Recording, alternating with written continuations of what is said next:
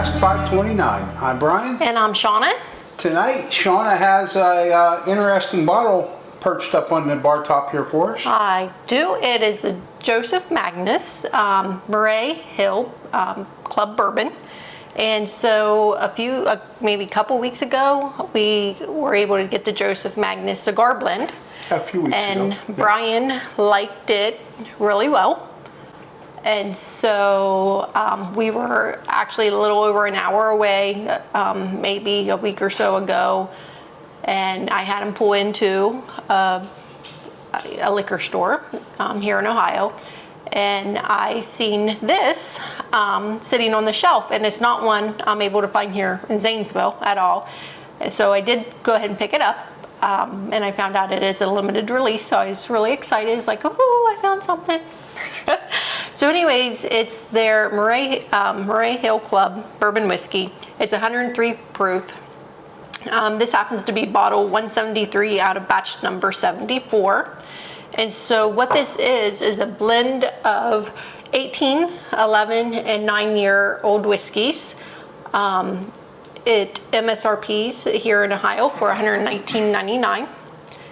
And I don't know if you guys watched the show when we did the cigar blend or not, but it has a really cool story that this company was reestablished back in 2015 after some of the descendants of Joseph Magnus found a bottle and replicated the taste, the bourbon into the, what it used to be back in the pre-prohibition days. And so the Murray Hill Club was one of those whiskeys that Joseph Magnus was very proud of, and he introduced it to the leading bars, the hotels, the cafes, all the top-notch places back in the late 1800s. I want to make sure I'm saying that right. I believe, yes, 1892. So in the late 1800s, and he would tell people, just give this whiskey a try, and you'll never go to another brand. So the cigar blend was good. I know Brian really enjoyed it. Yeah, it was really good. And so I'm anxious to try this. It's been sitting back there patiently waiting on us to open it. And I actually had even forgotten that we picked that up because I think that was when we were trying to get all your Four Roses. It was, all the single absolutely. barrel Four Roses. Yep. I think that's the. And it happened to be sitting on the shelf, and I'm like, yeah, cool. And you were proud because you don't get out to hunt much. I don't. And this was still available at noon. It was, yeah. So that's a pretty bold statement he made. Try this whiskey and you won't want any other. Yeah, and so we're going to try it, and we're going to see how his descendants did reestablishing it. I love the bottle. I mean, it's just like the cigar blend bottle. Yep. So, okay, let's see what we've got. On the nose, it's very sweet. It is, and at 103 proof, I thought you can get a little more spice. No, It could still have it though. I'm picking up some dried fruit.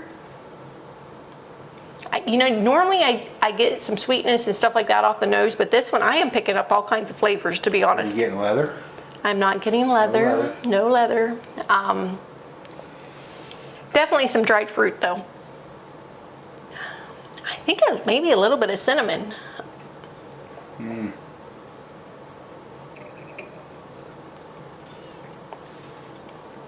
There's cinnamon there for sure. Definitely baking spices. Really a nice blend of sweet and spice though. I'm picking up some char. The sweetness on the finish. Definitely the dried fruit I had mentioned. I can taste it. No leather, no tobacco that I'm getting before Brian asked me. No, I'm not. I wasn't going to ask you that. I'm getting kind of a maple syrup. I can definitely.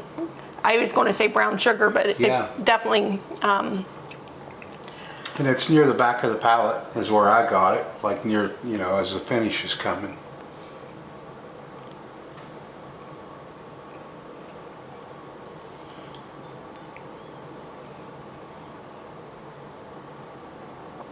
It is sweet on the nose.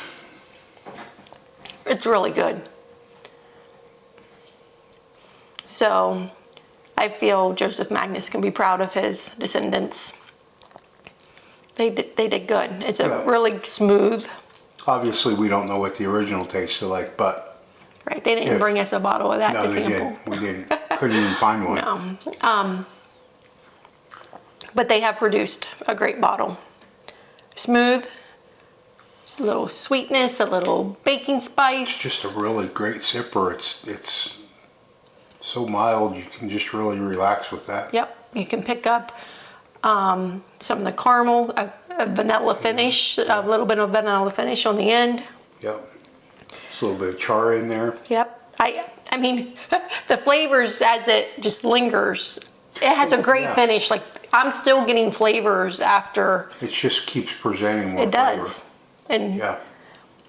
it just has like a little tiny burn on your tongue, not hardly any Right. though, just a tiny. It stays there I'm here. while everything else is happening. That burn is there.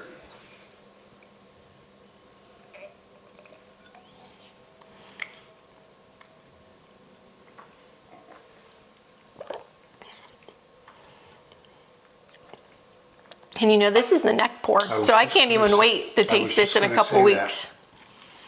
You just opened that. This is really good, guys. Now, do I like paying $119.99 for a bottle of bourbon? I do not. However, this is much better than some of the ones we've paid that for. It's really good. At least it doesn't hurt when you've paid that and this is the product you get. Right. We've paid that and been like, We have. wow. I don't know. I'm highly suggesting it. If you find it, pick it up. It's worth the buy. So you'd buy that again? I would. Would you? I mean, I didn't buy that one, so. Yeah, definitely. I don't know that you find that to replace it, but if you were at a point and it needed replaced, I think definitely at this point, I can't see it gets worse as it opens. No, absolutely not. So for all of you that may have missed it, the Veteran Show went really well on Saturday. Everybody had a great time. Yes, they opened up and told all kinds of stories before and after the show. So I'm sorry it didn't happen during the show. We're veterans. We're not putting that on tape. But they all had, I feel like, a great time. It was great to visit with everybody. We did. There was 5 of us, Yep.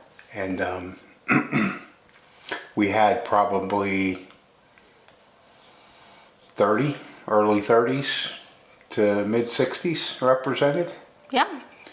Definitely say. So we had a wide range of guys, and spouses were here. Yep. Everybody had a great time. One of the Freedom Whiskey companies, one of the veteran-owned distilleries, actually donated some swag for everybody. Yep. And the guys all appreciated that. And of course, they all left with some Cask 529 swag. They did. Flasks and hats. And anyways, if you haven't had a chance to check out the show, please do so. It was fun. We hope to be able to do that every year and maybe even get some more veterans involved. Definitely. And it was a really enjoyable time. It's a great way for us to thank the veterans, not only them, but even supporting the distilleries that are veteran owned. Great bourbons. I think they really like them all. We did learn that veterans know how to make bourbon. Yes, yes. So be sure to check those out as well. Yes, absolutely. They were all good, really. Even the lowest proof one had flavors to it. You could tell it was lowest proof, but they were great, and I look forward to enjoying those in the future. Good deal. So we're not going to do it tonight. Maybe this weekend we'll give you an update on the basement and the bourbon bar down there. Yep. Drywall was completed today. Mm-hmm.